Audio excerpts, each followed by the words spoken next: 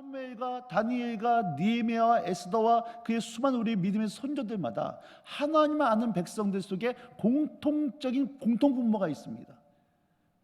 그 공통분모가 무엇일까? 이 말은 우리도 하나님을 그렇게 알아가기 시작하면 반드시 우리 속에 그 믿음의 선조들과 동일한 공통분모가 있는데, 오늘 그것이 무엇인지를 함께 살펴보도록 하겠습니다. 저는 원래 이 판서를 하는데요, 요즘 코로나 때문에 이제 이 PPT를 만들어서 강의를 할 수밖에 없었는데, 제가 오늘 PPT로 한번 해보고 영 아니다 싶으면 내일은 판서할 겁니다.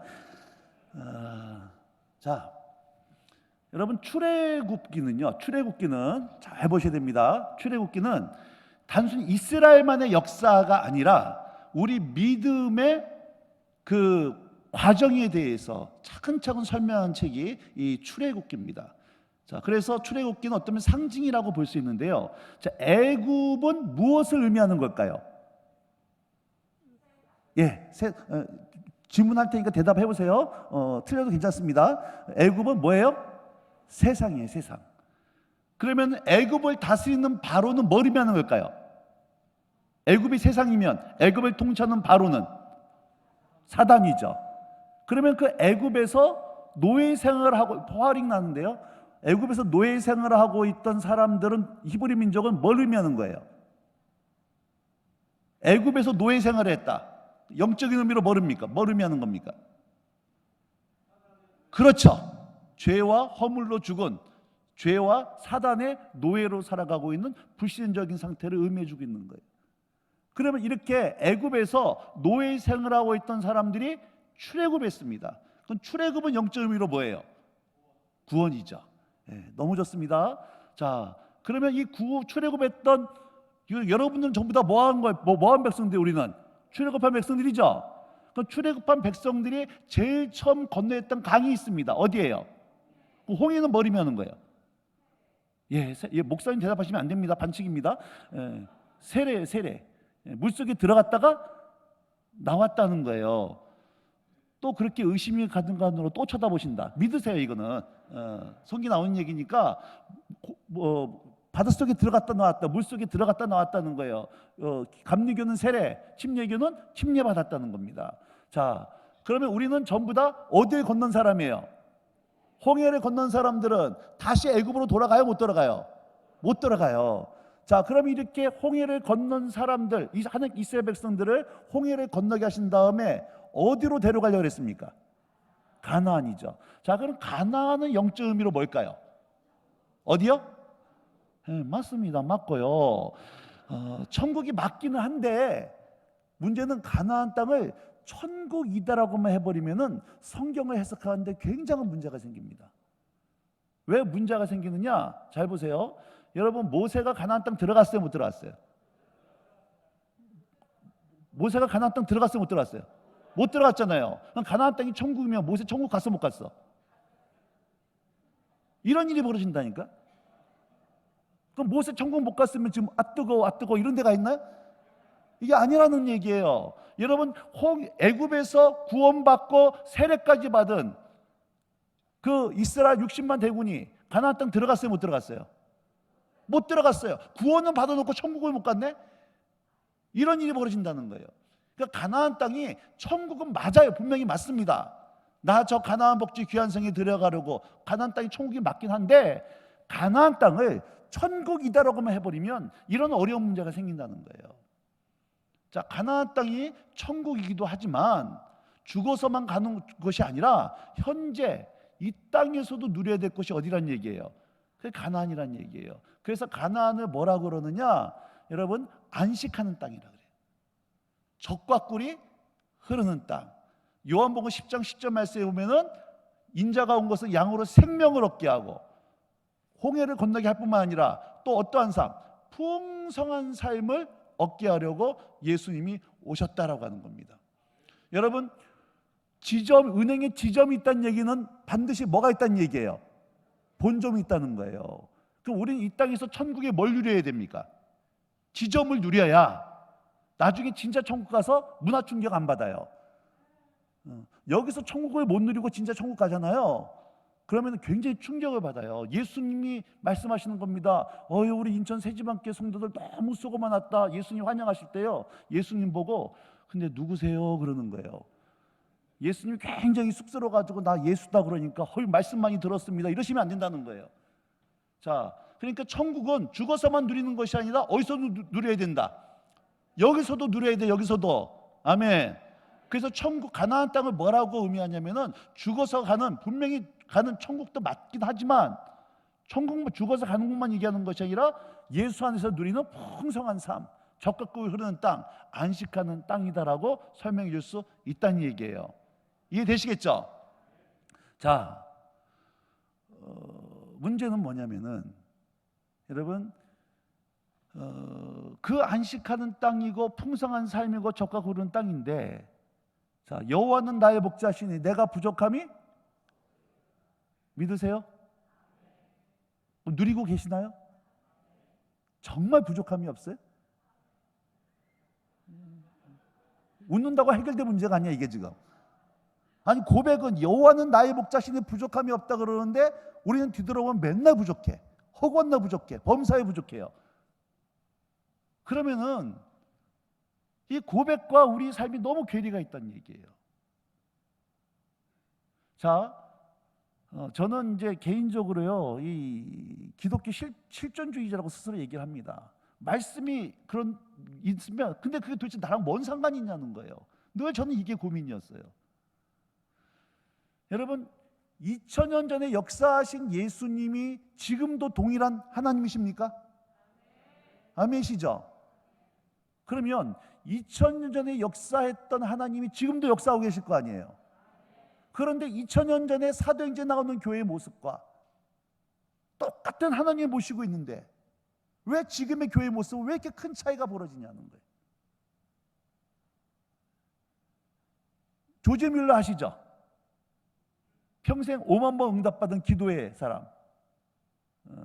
여러분, 조지 뮬러가 믿은 하나님이 우리의 하나님이기도 맞습니까?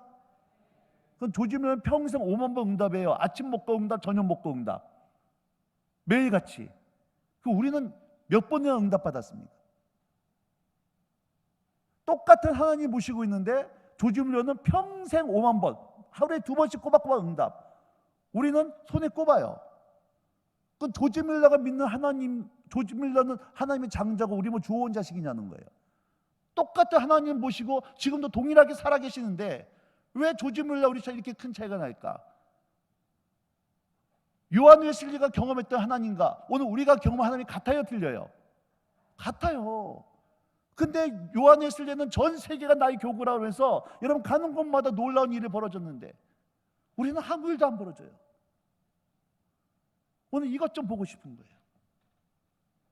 여호와는 나의 목자시니 부족함이 없다고. 정말 그들의 삶에는, 믿음의 선조들의 삶에는 정말 부족함이 없는, 기적이 상식이 되어지는 그런 역사의 삶이었는데 우리는 그런 역사가 내 삶에는 없고 맨날 남이 했던 간증만 듣고 은혜만 받고 끝나더라는 얘기입니다.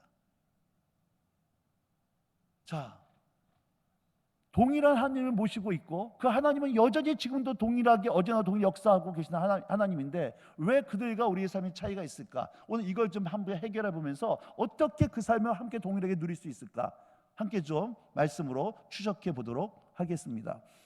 이스라엘 백성들이 홍해에서 나와서요 3개월 만에 어디 도착하냐면은 이제 시내산에 도착을 합니다.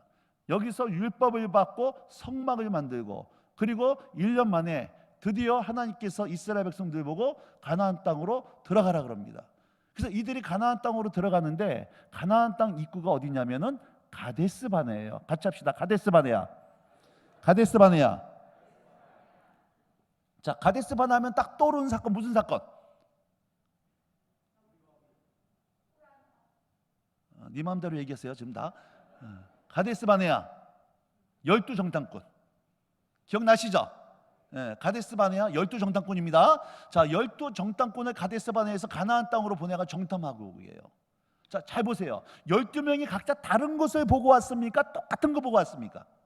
똑같은 거 보고 왔어요. 한 사람은 경기도, 한 사람은 전라도 이렇게 본 것이 아니라 12명 똑같은 거 보고 오는데 놀라운 사실은 보고가 두 배로 딱 갈라져요.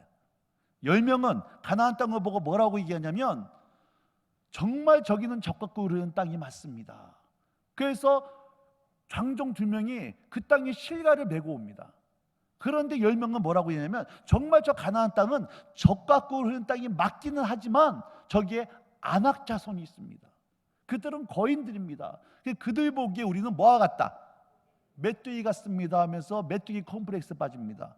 우리는 못 들어갑니다. 우린 죽었습니다. 애굽으로 돌아가십시다. 이 얘기를 하는 거예요. 근데 단 2명 누구죠? 여호수아와 갈렙은 똑같은 거 봤는데 뭐라고 얘기합니까? 저것들은 우리의 밥입니다. 아침에 드실래요? 점심에 드실래요? 볶아 드실래요? 쌈에 이 얘기하고 있는 거예요. 여러분 똑같은 걸 봤는데 전혀 다른 보고가 이루어지는 거예요. 여러분 교회에서는 부정적인 얘기가 확산이 빨라요? 긍정적인 얘기가 확산이 빨라요? 부정적인 얘기예요. 제가요 여기서 새지방교회 여러분 한 분 한 분들을 새지방교회 정말 뜨겁고 열심이고 젠틀하고 정말로 신사적이다 막 이렇게 드립다 칭찬해 됐습니다. 언제까지 기억하실까요? 이거 오늘 끝나면 다 잃어버려요. 근데 제가 여기서요 뭐 이런 성도들이 다 있냐고 막 드립다 욕을 해 댔어요. 언제까지 기억하실까? 주님 오시는 그날까지 이건 기억되어져요. 문제는 뭐냐면은 10명이 우리는 메뚜기 같습니다. 못 들어갑니다. 우린 죽었습니다. 빨리 애굽으로 돌아갑시다. 이런 부정적인 얘기들이 확 퍼져버려요. 그래서 그 얘기를 듣던 60만 대군이 대성통곡하는 겁니다. 대성통곡해요. 문제는 그들의 보고를 이스라엘 백성들로 들었지만 우리는 메뚜기 같다 못 들어간다는 이 모든 부정적인 얘기를 이스라엘 백성도 듣고 함께 동조했지만 또 그들의 보고를 또 누가 들으셨을까? 하나님이 들으셨다는 데 문제가 있어요. 하나님도 들으셨습니다. 같이 읽습니다. 시작.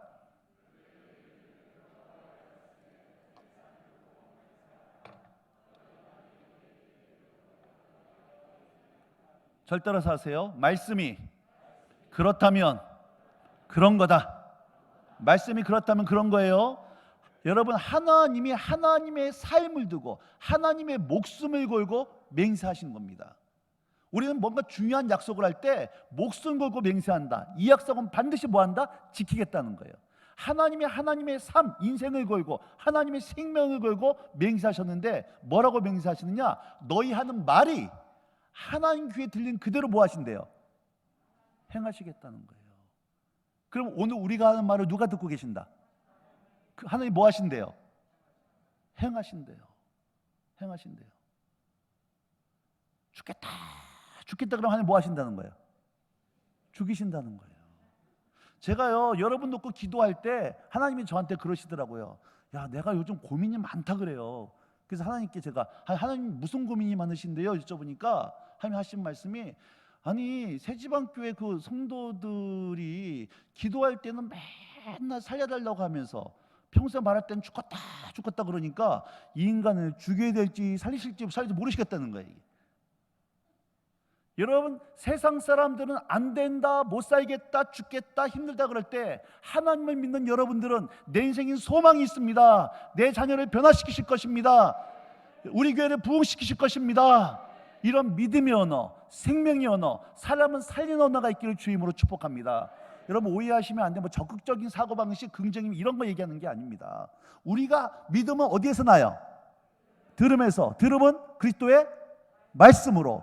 우리가 하나님의 말씀을 자꾸 선포하면은 그 말을 누가 들어요? 또 누가 들을까?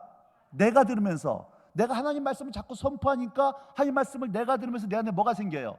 믿음이 생겨요. 근데 내가 부정적인 언어로 내 자녀에게 이 바보 같은 놈, 돌대가리 같은 놈, 뭐 해도 안 될 놈, 자꾸 이런 저주 같은 말을 하면 그 말을 듣는 자녀의 마음속에 뭐가 생겨요? 믿음이 생겨요. 나는 바보 같은 놈이야. 나는 안 되는 놈이야. 그래서 사람이 죽고 사는 것이 뭐에 달려있다? 혀에 달려있다. 사람이 입술에 뭘 먹어요? 열매를 먹는다 그래요. 이게 제 말이 아닙니다. 하나님 말씀입니다. 우리 하는 말을 누가 듣고 계세요? 그래서 여러분 입술 가운데 모든 부정적인 언어, 모든 죽음의 언어, 사망의 언어, 예수님을 끊어지고 사람을 살리는 언어, 생명의 언어, 세워준 언어가 있기를 주의 이름으로 축복합니다. 그래서 애들이 성적표를 받아왔는데 전부 다 가에다가 하나가 양이야. 그 양도 체육이야. 이럴 때요 성적표 보고 너무 애들 막 저주하지 마시고요. 말이라도 늘 믿음의 언어로 너 너무 한 과목에만 집중하는 거 아니냐 이러면서요 축복해 주셔야 되는 거예요. 여러분의 인생은 소망이 있습니다. 다시 한국교회를 살리실 줄로 믿습니다. 우리 자녀를 쓰실 것입니다. 여러분 이거를 바라볼 때마다 자녀들이 바라볼 때마다 서로에게 축복하는 생명 믿음으로 선포하시기 바랍니다. 네 믿음대로 될지어다. 아멘. 나는 나이가 많아서 아무것도 못돼. 그것도 믿음이에요. 나이가 많아서 아무것도 못한다는 것도 믿음이라니까. 그래서 안 되는 거예요. 자, 문제는 이 말을 하나님이 들으시고요 이들이 말했던 그대로 40일 동안 정탐을 했는데 하루를 1년으로 삼아서 여러분 1년으로 삼아서 하루를 1년으로 삼아서 40년 동안 뺑뺑이를 돌게 하시는 거예요. 40년 동안. 여러분 가데스 바네아에서요 가나안까지는 보름이면 들어갈 수 있는 거리예요. 근데 몇 년 걸립니까? 40년 걸려요. 따라서 하세요. 순종이면 보름이고 불순종이면 40년이다. 보름이면 들어갈 길을 불순종하니까 40년 걸리더란 얘기예요. 여러분 이 가나안 땅을 최초로 언약으로 받은 사람이 누구였어요? 가나안 땅을 너와 내 자손에 주겠다 언약으로 받은 사람이 아브라함이었습니다. 5번에 걸쳐서 나와요. 그리고 이삭에게도 말씀하십니다. 야곱에게도 말씀하세요. 요셉에게도 주시겠다고 말씀하세요. 그리고 모세에게도 하나님 말씀하시는 거예요. 그러면 하나님 입장에 봐서는 가나안 땅은 이미 이스라엘에게 뭐 하신 땅입니까? 주신 거예요. 한 입장에서 이미 주신 거예요. 그 이스라엘 백성은 뭐만 하면 돼? 그 약속을 믿고 뭐만 하면 돼? 들어가서 취하기만 하면 돼요. 취하기만 하면 돼. 그런데요 여러분 이 10명은 상황을 통해서 하나님의 말씀을 평가했어요. 상황을 가지고 하나님 말씀을 평가했어요. 근데 여호수아와 갈렙은 본 거는 똑같았지만 여전히 그들 눈에도 안악자손이 보였습니다. 실제로 몇 개 같다는 것도 객관적인 사실이었을 거예요. 상황은 바뀐 것은 없지만 여호수아 갈렙은 하나님의 언약의 말씀을 통해서 상황을 해석했다는 거예요. 여러분, 여러분이 삶 가운데 놓여 있는 현실을 가지고 하나님을 바라보고 있습니까? 아니면 하나님의 눈을 가지고 여러분의 상황을 해석하고 있습니까? 코로나 상황을 가지고 한국교회의 미래와 하나님이 어떠하심을 판단하고 있습니까? 아니면은 하나님의 시각으로 이 코로나를 해석하고 우리 현재를 해석하고 있냐는 거예요. 똑같은 상황이지만 여러분, 나의 눈의 필터가 무엇을 통해서 나의 상황을 해석하고 판단하냐에 따라서 전혀 다른 결과가 벌어지게 되어 있다는 거예요. 자, 그래서 광야에서요 40년 동안 뺑뺑이를 돌다가 모세가 죽고 우리는 그 땅에 못 들어간다고 했던 사람들이 다 죽었습니다. 딱 2사람만 들어가죠. 누굽니까? 여호수아와 갈렙. 그리고 모세마저 죽고 나서 하나님이 여호수아에게 이제 모세마저 다 죽었다.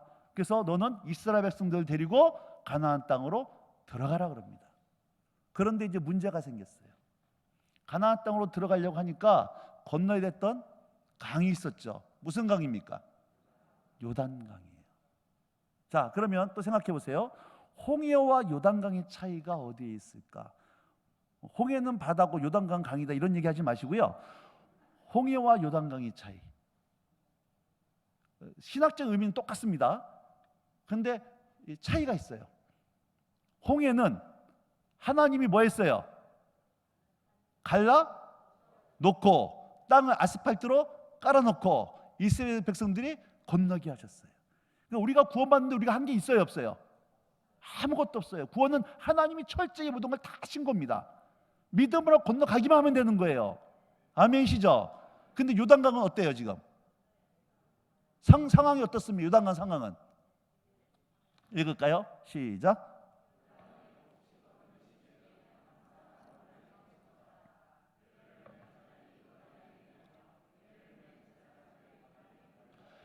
요단이 곡식 거두는 시기, 이게 4월에서 5월입니다. 3월에서 하면 3, 4월, 4월쯤 돼요. 이때 우기 때예요. 우기 때는요 비가 내리고 허여먼에 있는 산이 녹아내리기 때문에 요단강이 범람을 합니다. 여러분, 요단강이 범람하는 물이 강둑에 넘치는 그 물살이 굉장히 세죠. 거기에 네 발을 먼저 담그라고 하는 거예요. 홍해는 하나님이 다 갈라놓고 아스팔트 깔아놓고 건너라 그랬는데, 요단강은 어떠냐? 물이 홍수 때라서, 우기 때라서 강물이 강둑이 넘치는 겁니다. 그 물에 먼저 네 발을 뭐 하라는 거예요? 담그래요. 담그래요. 한마디로 범람하는 강물에 네 발을 담그라는 얘기는 인간적으로 봐서는 뭐 하라는 얘기입니까? 죽으란 얘기예요. 죽으란 얘기입니다. 저는 대전에서 사역을 하다가 굉장히 건강이 안 좋아졌습니다. 저를 담당하셨던 주치의 두 분이, 한방야마 주치의 두 분이 동시에 저한테 했던 얘기가, 목사님 더 이상 사역하면 죽어요. 큰일 납니다. 무조건 쉬어야 됩니다. 이렇게 두 분이 동시에 저에게 권유를 했습니다. 그만큼 몸 건강이 너무 안 좋아졌어요. 그래서 모든 사역을 다 포기를 하고 그 건강을 위해서 사역을 내려놓을 때가 있었습니다. 그러다가 어느 정도 몸이 회복된 다음에 이제 다시, 저는 이제 예수 전도단이라는 선교단체 사역하고 있기 때문에 예수는 가서 어디 가서 사역을 해요. 저희 큰 단체거든요. 그래서 어디 가서 사역을 해야 될까 이렇게 고민하는 가운데 포항의 한 교회에 집회를 인도하게 되어졌습니다. 낮에 이제 아침에 집회를 인도하고 성도들하고 같이 식당에 가서 밥을 먹고 있는데요. 밥을 먹고 있는데 갑자기 성령께서 제 마음속에 포항이 너희 사역지다, 이런 감동이 왔어요. 밥 먹다가 얹혀버렸습니다. 왜냐면 왜 얹혔냐면 제 인생에 포항은 있어서도 안 되고 있을 수도 없는, 포항에 피읍자만으로 상당히 기분이 나빠지려고 하는, 저 동쪽 끝에 있는, 한 번도 가본 적 그 연고도 없는 그 땅이 저희 사역지라 그러니까 너무 마음이 어려운 거예요. 갑자기 그런 감동이 왔어요. 그리고 집회를 마치고 집에 돌아왔고요. 그 다음 주가 무슨 주간이었냐면, 제가 속한 예수전도단의 그 11월 넷째 주는 마치 교회에 당회하는 것처럼 저희 예수는 최고 지도자들이 일주일 동안 모여서 집중적으로 회의를 하는 주간입니다. 근데 저는 그때 이제 사직을 하고 요양을 한 상태였기 때문에 그 당회와 같은 모임에, 지도자 모임에 들어갈 수가 없었어요. 그러면서 내가 예수는 어디 가서 사역을 해야 될까 저희 대표랑 의논하고 있던 때였습니다. 그런데 일주일 동안 회의를 마치고 저희 단체 대표가 저한테 전화를 한 거예요. 이렇게 전화를 합니다. 우리 형제라고 부르는데요. 저 천태서 형제님, 우리 리더들이 함께 기도하고 의논하고 결정을 했는데, 결정사항이 뭐냐? 포항에다가 새롭게 우리 예수님 지부를 개척하려고 그러는데 저희 부부가 가서 개척해 주면 안 되겠냐고, 이런 제안이 온 거예요. 제가, 대표가 포항 가서 개척해 주면 안 되겠냐 제안이 오니까 뭐라고 대답했냐면, 기도해 보겠습니다 그랬어요. 이런 기도해 본다고 하는 것은 거절에 대한 완곡한 표현이라고 하는 거. 우리 목사님 기도할게 하는 안 하겠다는 얘기가 많거든요. 뭐 그냥 무조건 안 한다고 하면서 민망하니까 갈 마음이 없었어요. 기도해 볼게요, 안 가겠다는 얘기였어요. 그리고 제 아내에게 얘기했습니다. 대표가 우리 보고 포항 가래. 이 말도 안 되는 듯이 얘기를 했는데요. 그 말을 들은 제 아내가, 그때 기도했으면 안 되는데 이 주체맞으나 또 기도를 한 거예요. 일주일 후에 저한테 와서 하는 얘기가, 하나님 포항 가라고 응답하셨대요. 와, 그러다 열이 확 받치더라고요. 그래, 아내한테 막 화를 냈습니다. 너 정신이 있냐 없냐, 우리가 어떻게 포항 가서 어떻게 사냐, 막 화를 냈어요. 제가 왜 화를 냈냐면, 포항이란 도시 자체가 나쁜 도시가 아니라 그때 제가 포항에 갈 수 있는 여건이 못 됐습니다. 큰아들 녀석이 시력이 급속도로 저하되면서 틱이 왔어요. 둘째 아들 녀석이 언어장애 판정을 받았습니다. 셋째 딸내미가 꼽추가 되어지고 다리가 휘어지는 구루병 판정을 받았어요. 그리고 제 아내가 면역체계가 다 파괴되어져 가지고 머리카락이 다 빠져 가지고 가발을 쓰고 다녔습니다. 그래서 매일같이 많으면 하루에 3-4번, 적으면 하루에 1번은 꼭 병원에 가야 됐고, 일주일에 1번은 서울로 왔다 갔다 해야만 됐었어요. 근데 그런 애들을 데리고 포항에 내려간다는 것은 이 모든 치료를 중단해야 된다는 걸 의미하는 거예요. 대전에서는 바구차라고 나라 지원도 있었고 전문 병원도 있었고 서울도 그나마 가까웠는데요. 포항은 전문 병원이 없어요. 그 치료할 수 있는 병원이 없습니다. 또 바우처 제대로 받을 수 있을지도 모르는 거예요. 이게 불치병은 아니지만 치료를 못 받으면 고착되는 병이었기 때문에 제가 남편으로서, 아빠로서는 도저히 이건 해답이 안 나오는 얘기였어요. 그래서 제가 제 아내 보고 막 화를 낸 겁니다. 무슨 정신으로 그런 기도 응답을 받았냐고. 근데 제가 제 아내 얘기를 무시할 수 없는 이유 중에 하나는 제 아내는 친정이 없어요. 제 아내가 어렸을 때 저희 장인 되시는 분이 바람이 나가지고 딴 여자랑 살점을 차리고 저희 장모님과 제 아내 쫓아냈습니다. 옛날엔 그게 가능했어요. 그 장모님 화병으로 일찍 돌아가시고 제 아내는 고아 아닌 고아처럼 혼자 자란 자매예요. 그 깨어진 가정을 경험해봤기 때문에 정말 제 아내가요 최선을 다해서 애들 키웠습니다. 제가 제 아내 믿음의 실력을 알거든요. 제 아내가요 애들 병든 거 포기하고 포항 내려가자 할 수 있는 믿음의 수준이 아니에요. 그런데 그런 아내가 기도 응답받았다고 모든 치료 중단하고 포항으로 내려가자 하는 것은 이건 정말 하나님의 음성을 들은 거예요. 응답받은 거예요. 그 내 영이 감각을 했습니다. 아, 포항인데 사역지가 맞구나. 제가 알았어요. 근데 포항에 내려갈 수 있는 환경은 못했어요. 그래서 아내 보고 들어가 잠자라 그러고 그때부터 거실에 나와서요 하나님과 씨름 아닌 씨름을 하기 시작했습니다. 하나님, 포항 가는 게 맞긴 한데 우리 애들 어떡합니까? 아내 어떡합니까? 뭐 답이 없는 거예요. 가야 될 건 알아. 근데 가면은 대책이 없어요. 그래서 새벽 3, 4시까지 끙끙거리다가 쓰러져 잠들고 이런 시간들 한 열흘 정도 보냈던 것 같아요. 그날도 한 열흘쯤 됐던 것 같은데 그날도 거실에서 해답 없는 싸움을 하고 있는데요 새벽 3시쯤 된 것 같아요. 느낌상 갑자기 제 마음속에 성령께서요 너무나 분명하고 선명하게 한마디 말씀 딱 들려주셨습니다. 딱 한마디였어요. 이 말씀이었어요. 네가 네 새끼들 책임질래? 내가 네 새끼들 책임질까? 이 한마디였어요. 제가 워낙 욕을 잘하니까 성령님도 욕으로 욕하시더라고요. 네가 네 새끼들 책임질래? 내가 네 새끼들 책임질까? 근데 가만히 생각해 보니까요 제가 책임진다고 해봤자 병원 데리고 밖에 할 수 없어요. 근데 성령님이 책임진다는 얘기는 뭐예요? 치료하시겠다는 거예요. 하나님이 치유하시면 내가 데려가겠습니다. 그 약속하십시다 대신에. 그래서 하나님과 약속하고 지금도 기억납니다. 12년 전에 2010년 2월 23일입니다. 대전집을 정리하고 포항으로 내려갔어요. 정말 추웠어요. 날씨가 추운 것도 있지만 마음이 너무너무 추웠습니다. 아는 사람 하나 없고 아픈 애들 데리고 아무 대책 없이 또 저희 단체는 이 믿음으로 선교하는 단체이기 때문에요. 교회에서 예를 들어 연희교회에서 다른 게 분리개척한다 그러면 그냥 내보낸 게 아니라 재정도 후원하고 사람도 보낼 거 아닙니까? 저희 단체는요 그런 거 없어요. 파송은 하지만 나머지는 네가 알아서 살아남은 단체입니다.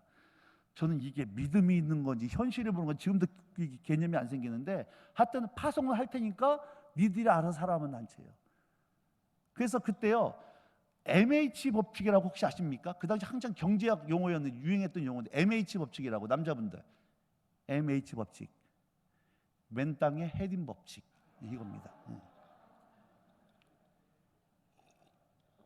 그래서 아파트 하나를 전세로 얻어가지고 안방은 저희 집이고 거실은 사무실이고 이러면서 아내랑 단둘이 성도는 3명 저희 애들 단둘이 이제 아파트에서 개척 아닌 개척을 시작을 했어요. 근데 제 마음속에 그런 배짱은 있었어요. 하여튼 내가 오고 싶어 온 거 아닙니다.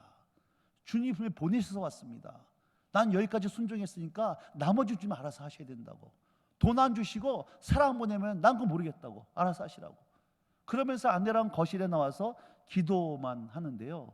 기도를 하다 보니까 이거 아무래도 안 될 것 같아요. 기도하는 가운데 뭔가 교회는 뭐 홀이 있어야지 뭐 세미나도 하고 집회도 하고 뭐 하는데 아파트에 있으니까 뭐 아무것도 안 되는 거예요. 그래서 아내랑 우리 사무실 좀 얻어야 되지 않겠냐. 아내도 그래야 될 것 같다고. 알아보자고. 그래서 사무실을 알아보는 가운데 마침 보니까 아내가 발견한 게 저희 아파트 상가에 빈 상가가 하나 있는 게 눈에 띄었습니다. 그래서 아파트 관리실 가서 물어봤어요. 이거 혹시 내놓은 겁니까? 이거 내놓은 거라는 거예요.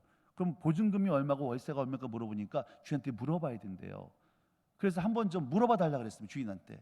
그래서 관리소장이 저보고 그러더라고요. 근데 사장님 이거 어디다 쓰시려고 그러세요? 뭐 하시는 분이세요? 그래서 제가 얘기했습니다. 나 목사인데요. 이거 저기 사무실 하려고 그런다고. 그렇게 말씀을 드려달라고. 근데 나중에 전화가 왔어요. 관리소장한테. 그러면 하는 얘기가 저 사장님 주인이 그러는데 저는 잘 모르겠지만 목사님 그 이단이라 그래서 못 주겠단다 이렇게 얘기하는 거예요. 열이 확 받더라고요. 그래서 아니 나 이단 아니라고, 나 침례교 목사라고, 보기 약간 칭칭해 보이긴 하지만 하여튼간에 좀 주인 만나게 해달라 그랬어요. 그래가지고 주인을 관리소에서 만났는데요, 주인을 보는 순간 서로 깜짝 놀랐습니다. 왜 놀랐냐면 주인이 누구였냐면 한동대 교수님이었어요. 제가 한동대는 1년에 며칠에 가서 강의를 하거든요. 제가 한동대 가서 강의를 할 때 그 교수님이 제 강의도 듣고 저랑 같이 식사까지 했던 분이에요. 그래서 교수님 여기 웬일이니까 나보고 웬일이냐. 그래서 나 이거 사무실 어디로 왔다는 자기 거라는 거예요. 은근히 열받더라고요. 그래서 아니 왜 나보고 이단이라 그랬냐. 그러니까 교수님 생각하기에 아니 목사가 교회를 해야지 왜 사무실을 해. 이단이겠다 싶어 안 주려고 그랬다는 거예요. 그래서 아니라고, 이거 내가 얻으려고 그런 거고 예수전도단 사무실 하려고 하는 거라고, 잘 됐다고, 우리가 계약하자고, 그렇지 않은 사이니까 돈 좀 천천히 드리겠다고 얘기를 하니까 그 집사 교수님이 그러는 거예요. 자기가 원래 거기 사무실에서 작업실로 하다가 다른 데 작업실 옮긴 다음에 기도했대요. 하나님, 이 건물에, 이 사무실에 개척교회가 들어오든 아니 예수 믿는 주인 들어오든 해달라고. 그런데 교수님이 그런 얘기하는 거예요. 어이 목사님 기도 응답됐어요. 예수님단 목사님 들어오시면은 기도 응답이네요. 그냥 쓰세요 그러더라고요. 지금까지 그냥 쓰고 있어요. 사무실 해결됐어. 그 안에 뭐가 있어야 돼요? 뭐 집기료가 있어야 될 거 아니에요. 제가 뭐 아무것도 없으니까 기도밖에 없잖아요. 그래서 하나님, 내가 오고 싶은 거 아닙니다. 주님 보내서 왔습니다. 하나님 눈 있으면 좀 보세요. 아무것도 없잖아요. 이거 해결하셔야 됩니다. 기도를 하고 있는데요, 포항의 대표적인 교회 중에 하나가 기쁨의 교회라고 통합집 교회입니다. 굉장히 큰 교회예요. 그 교회 권사님이 간호사인데 그 해 은퇴를 하셨어요. 자기 은퇴를 하면, 간호사 은퇴를 하면서 자기 부동산을 정리하다 보니까 11조가 생겼을 거 아닙니까? 근데 이분이 저희 단체 와서 예전에 훈련을 받으셨던 분이에요. 그래서 이 11조를 어떻게 할까 기도하는 가운데 마침 포항에 예수전도단 지부가 들어왔다는 얘기를 어디서 들으시고 그분 마음속에 감동이 온 거예요. 아, 11조는 내가 은혜 받았던 예수전도단에 내가 헌금해야겠다. 그래서 어떻게 제 번호를 알고 전화를 하신 거예요. 식사 한번 하자고. 그래서 그 밥을 먹는데 권사님이 이 얘기하시면서 저한테 11조를 헌금해 주신 겁니다. 그래서 그 헌금을 가지고 아내 집기료를 다 마련할 수가 있었어요. 그 다음에 문제가 됐던 게 뭐냐면은 차가 문제가 됐습니다. 제가 2004년도에 안식년을 할 때 하나님께서 차를 하나 주셨는데요, 워낙 전국을 쏘다니다 보니까 차가 어떤 상태가 되냐면 고속도로에 가다가 삐치면 뒤가 서요. 달래주면서 가야 돼. 그래서 하나님, 나 이 차 타고 다니다가 숨기하게 생겼습니다. 차 주셔야 됩니다. 도저히 여기 포항 가서 못 다닙니다. 기도를 하는데요, 여기 송도 사시는 집사님이에요.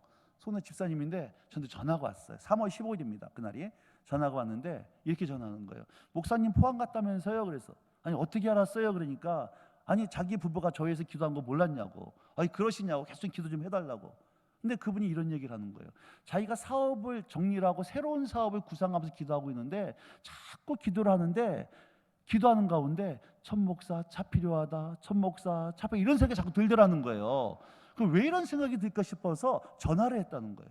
그 사실대로 얘기했죠. 사실은 이제 차 놓고 기도하고 있었다고. 그러니까 그분이 그런 얘기예요. 아유 목사님, 제대로 제가 하나님 감동이 많네요. 그러면 자기가 차 사는데 1,000만 원 헌금할 테니까 차 사는데 보태 쓰라고 그러시는 거예요. 근데 제가 이제 그때 12년 전이니까 괜찮은 중고차를 1,500만짜리 받은 게 있거든요.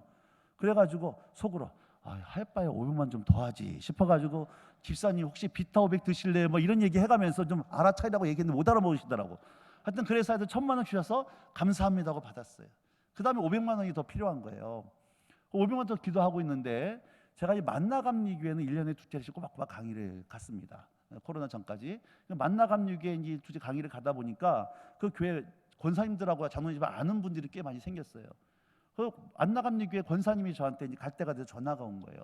목사님 이번에 저에게 오시죠? 그래가지고 예 갑니다. 그러니까 혹시 숙소 정했어요? 그래서 아직 안 정했다. 그러니까 잘 됐다고, 자기 부부밖에 없으니까 자기 집에 와서 머물다가 교제해서 갔으면 좋겠다고.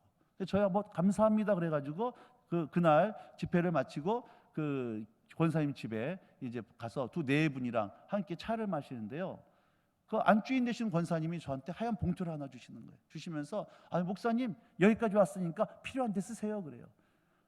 필요한 데 쓰라 그러니까요, 저는 그냥 차비하라고 한 10만 원 정도 주시나 싶어가지고 저희 업종은 받는데 탁월한 은사가 있기 때문에 감사합니다 하고 받고 확인도 안 하고 집어넣었어요. 또 그 다음 날 아침에 이제 그 교회 야탐역 앞에 이제 그 백화점에서 운동화를 하나 사려고 갔습니다. 운동화 하나 고른 다음에 그 다음에 봉투째 점원에게 전해줬어요. 저는 10만 원을 생각했기 때문에 계산해 주세요. 그래 잔돈 주세요 그러는데 점원이 잔돈 안 주고 자꾸 저를 쳐다봐요. 왜 그래요? 그러는데 점원이 딱 보여준 데 보니까 500만짜리 수표예요.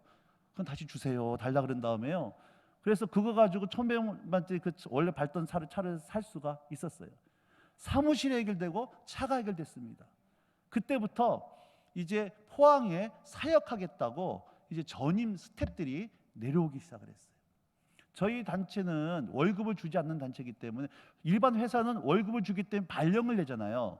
저도 발령은 내는데 월급을 주지 않기 때문에 자기가 가고 싶은 데를 갑니다. 안 가겠다면 끝이에요. 근데 포항에 아무 연고도 없는 한 자매가 훈련을 받고 포항에 사역하겠다고 내려오겠다 연락이 온 거예요. 근데 문제는 뭐냐면 그 자매는 자기 옷가방만 들고 내려오면 되는데 그 자매가 머물 수 있는 집은 제가 마련해 줘야 돼요. 뭐 집이 한두 푼도 아니고 내가 무슨 수를 마련해요. 기도한 거 있잖아요. 하나님, 홈 플러스 가도 원 플러스 원이란 게 있는데 자매고 오면 집이 있어야 됩니다.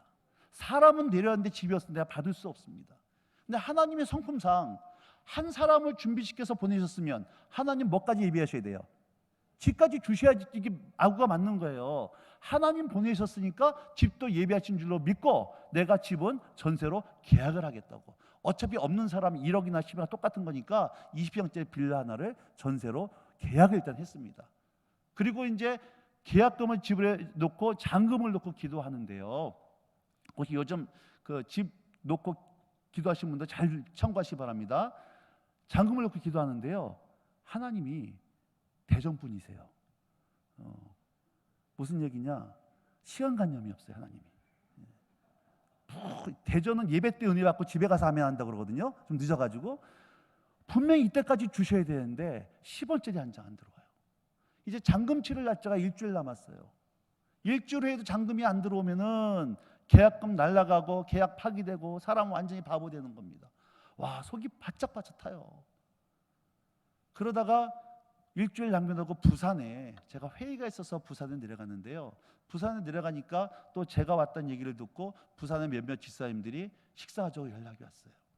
그 중에 한 집사님이 부산 수영로교회 집사님인데 천 목사 왔으니까 식사하러 나와 이렇게 나오는데요. 그분이 사업을 하신 분이에요. 근데 어느 날부터 하나님께서 이분 마음속에 감동을 주셔가지고 사업하다 들어온 여윳돈을 저축하라는 감동을 이분에게 하나님께 주신 거예요. 그분이 그냥 저축을 해놨었습니다. 근데 천 목사 왔으니까 나오라는 얘기를 듣고 나오려고 그러는데 성령께서 그분 마음에 감동을 주신 거예요. 그 통장과 도장을 들고 나왔어요. 밥을 먹고 다 헤어지는데 그분 집사님이 목사님 잠깐 보자 그러더라고요.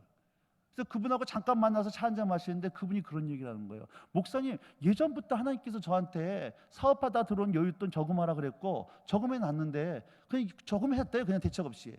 근데 오늘 나오는데 너무나도 강력하게 성령께서 이거 들고 나가라고 감동을 주셨다고. 목사님 알아서 쓰시라고. 그 통장 도장을 저한테 건네주는 거예요. 제가 그 얘기했어요. 집사님, 다음 주까지 내가 이거 잔금 치렀어야 되는데 기도하고 있었는데 집사님을 통해서 채워주는 것 너무 감사하다고. 그래서 그 재정을 가지고 또 집을 하나 얻을 수 있었고 지금은 아파트 3채를 주셨어요. 사무실 2개를 늘리시고 간사를 20명 이상 넘게 하셨고요. 뭐 그 외에 하나님께서 쏟으신 거는 뭐 무궁무진합니다. 너무 많아요. 저는 다 나눌 수가 없고요. 제가 이제 나왔다 그랬잖아요. 애들 데리고 왔을 때 병원이 없어요. 병원이 없기 때문에 어떻게 했냐면 아침과 저녁으로 아내의 빠진 머리에 손 얹고 아들 녀석의 이 틱에 손 얹고 아들 둘째 아들이 언어장애에 손 얹고 딸내미 다리가 이렇게 휘어졌습니다. 휘어진 다리에 손을 얹고 아침 저녁을 기도했어요. 예수님이 말씀하시는 휘어진 다리가 롱다리 된 해가면서요. 마사지 해가면서 1년 동안 기도했습니다. 말씀이 언약의 말씀 붙들고 기도했어요. 그리고 1년 동안 그렇게 기도하다가 그 다음에 3월 달에 경북대병원 가가지고 모든 가족도 한번 검사를 받게 했습니다. 1년 만에 저희 아내하고 큰아들 여사하고 셋째 딸내미는 완치되어졌어요. 그리고 저희 둘째 아들 언어장애는 고등학교 1학년 올라오면서 완치되어졌습니다. 여러분, 이게 제 삶의 요단강이었어요. 발을 내디디면 죽을 것만 같았어요. 망할 것만 같았고 대책이 없어 보였어요. 그런데 하나님의 약속의 말씀을 붙들고 내 발을 요단강에 담그니까 요단강이 갈라지더란 얘기예요. 그럼 오늘 여러분 삶의 요단강이 무엇입니까?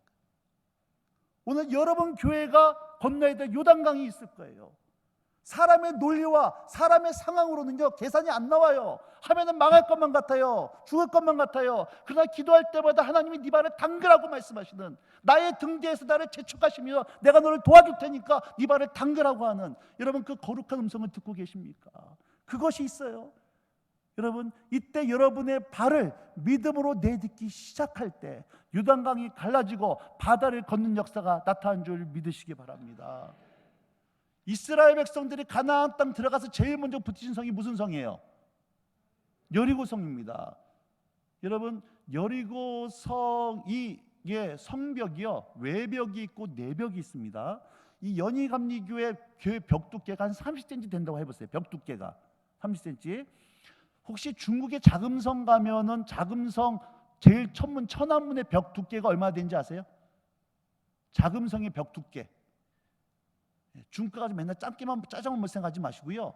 자금성의 벽 두께가요 천안문의 벽 두께 7m예요. 이게 30cm면 그건 7m입니다. 여리고성의 외벽의 벽 두께가 11m 그 당시에.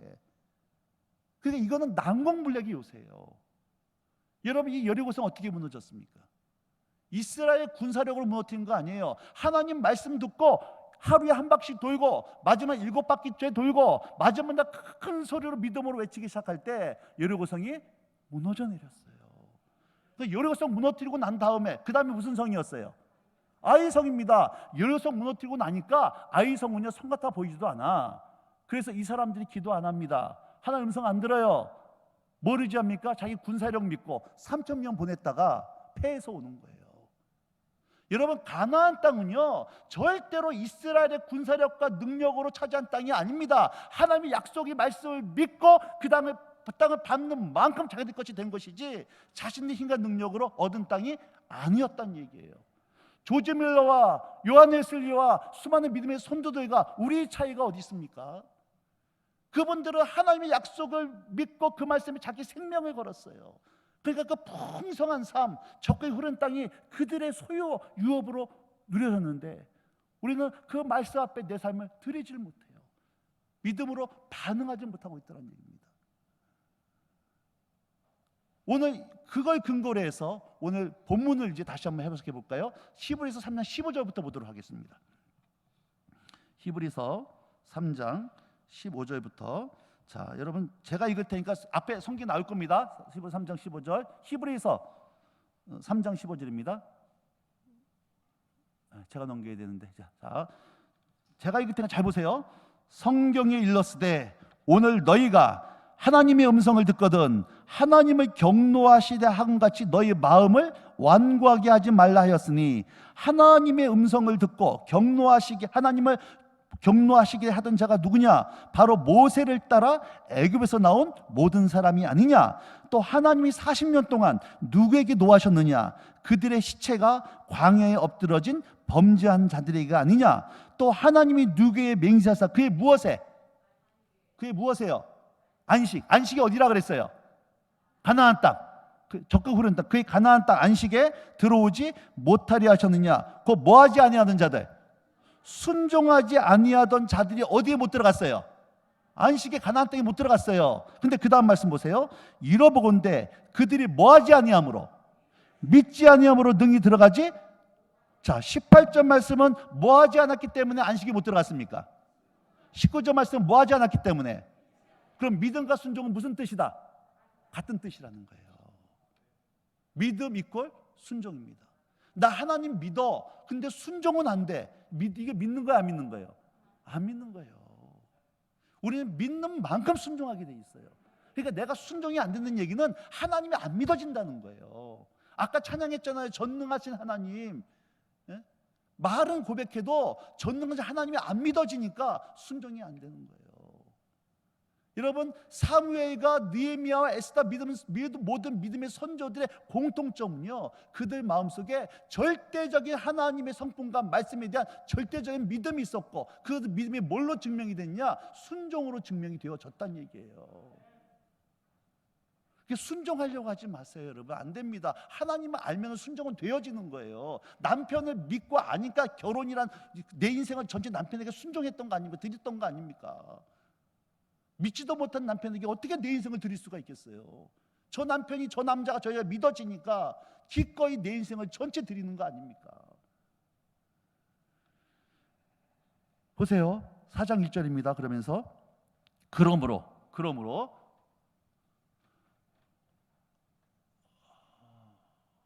아이고 죄송합니다. 막 눌렀네요 제가 지금.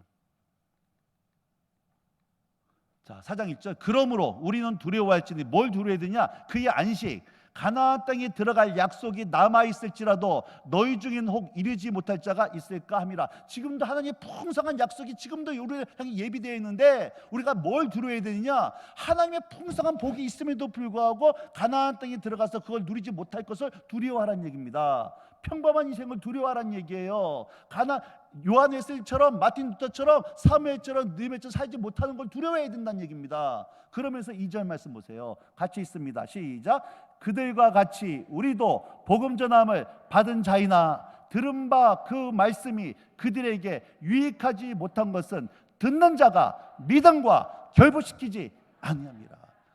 매 주마다 목사님의 수많은 말씀을 듣고 유튜브를 통해 수많은 설교를 들어도 내 삶에 아무런 역사가 없는 이유는 그 말씀을 들을 때 믿음으로 합하지 않으니까 아무런 일이 안 벌어진다는 얘기예요. 아유, 이런 목사니까 하는 얘기지. 목사님이 사업해봐요. 목사님이 내 상황 대봐요. 목사님이 뭐 직장 다녀봐요. 그런 얘기 할 수 있나? 여러분, 이게 믿음 아니에요. 목사기 때문에 하는 얘기가 아닙니다.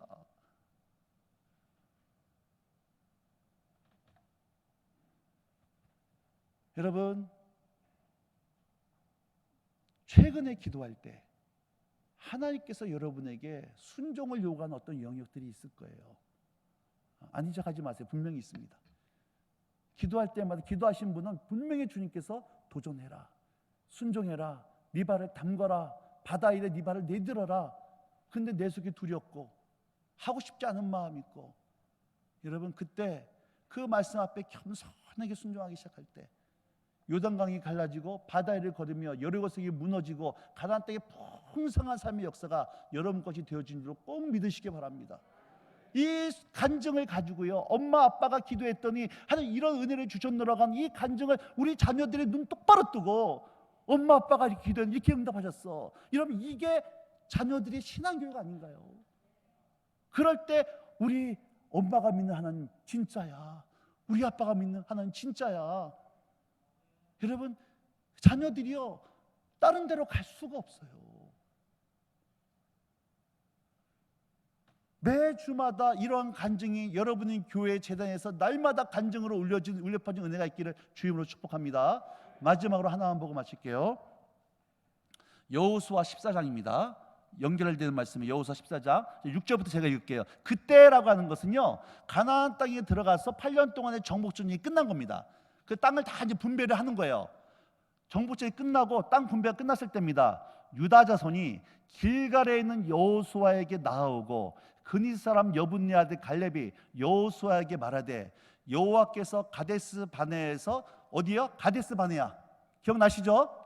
정탐꾼, 나와 당신에게 대하여 여호수아와 갈렙에 대하여 하나님의 사람 모세에게 이르신 일을 당신이 아시는 바라.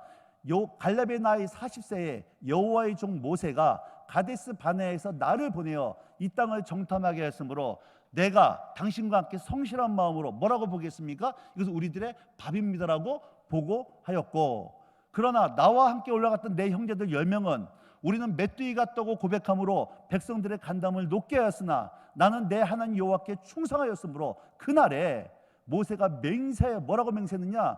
갈렙 네가 내 하나님 여호와께 충성하였은즉 갈렙 너의 발로 밟는 땅은 영원히 너와 내 자손의 기업이 되리라 하였나이다. 이제 보소서, 여호와께서 이 말씀을 모세에게 이르신 때로부터 이스라엘이 광야에서 방황한 이 45년 동안을 여호와께서 말씀하신 대로 나를 생존하게 하셨나이다. 오늘 내가 85세로 돼 모세가 나를 보내던 날과 같이 오늘도 내가 여전히 강건하니 내 힘이 그때나 지금이나 같아서 싸움이나 출입에 감당할 수 있으니 그날에 45년 전에 여호와께서 말씀하신 뭘 달라 그럽니까? 이 산지를 내게 주소서. 당신도 그날에 들으셨거니와 그곳에는 지금도 누가 있어요? 지금도 그냥 아낙 자손이 있습니다. 거인들이 있어요. 그 성읍들은 여리고성처럼 크고 견고할지라도 여호와께서 나와 함께 하시면 내가 여호와께서 말씀하신 대로 그들을 쫓아내리이다. 여러분 85세면은요 이제 갈렙 은퇴할 때입니다. 그럼 산지를 요구할 나이가 아니에요. 뭘 요구할 나이입니까? 평지를 요구할 나이입니다. 백지수표 받아요. 그리고 골프 치고 다니면서 이제는 노을이 편하게 여행하면서 크루즈 여행하면서 그걸 누릴 때예요.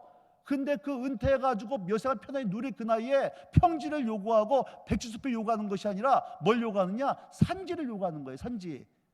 여전히 거기는 안악자손이 있고 정복해야 될 땅입니다. 85세 나이에 그걸 요구하는 거예요. 자, 그런데 보세요. 이제 13절 여호수아가 여분네 아들 갈렙에 의하여 축복하고 어딜 줍니까? 그 산지의 이름이 어디 있어요? 산지의 이름이 뭐예요? 헤브론입니다. 이 산지를 내게 달려갈 때 산지의 이름이 뭐였다? 헤브론이었다. 같이 합시다. 헤브론. 그러니까 갈렙이 요구했던 땅의 산지가 이름이 헤브론이었습니다. 근데 헤브론 잘 보세요. 헤브론이 그리스 사람 여분네 아들 갈렙의 기업이 되어 오늘까지 이르렀으니 이는 그가 이스라엘 하나님 여호와를 온전히 쫓았습니다. 15절 헤브론의 옛날 이름은 뭐였어요? 기르아르바. 근데 기르아르바는 도시 이름인데요. 기르아르바는 누가 세운 도시냐? 아르바는 아낙 사람 가운데서 가장 큰 사람, 가장 용맹한 사람이었다는 거예요. 조선의 가장 용맹한 장수 이순신 하는 것처럼 아낙 자손의 가장 용맹한 장수 아르바입니다. 기르아르바는 그 아낙 사람의 가장 유명한 장소였던 아르바가 세운 도시가 기럇아르바였어요. 근데 그 땅의 이름이 뭘로 바뀌는 겁니까? 헤브론으로 바꾸려. 그리고 그 땅의 전쟁이 그쳤더라. 기억하세요. 산지의 이름이 뭐였습니까? 원래 이름이 기르아르바. 근데 기르아르바가 갈렙이 정복한 다음에 이름이 바뀌어요. 뭘로 바뀝니까? 헤브론.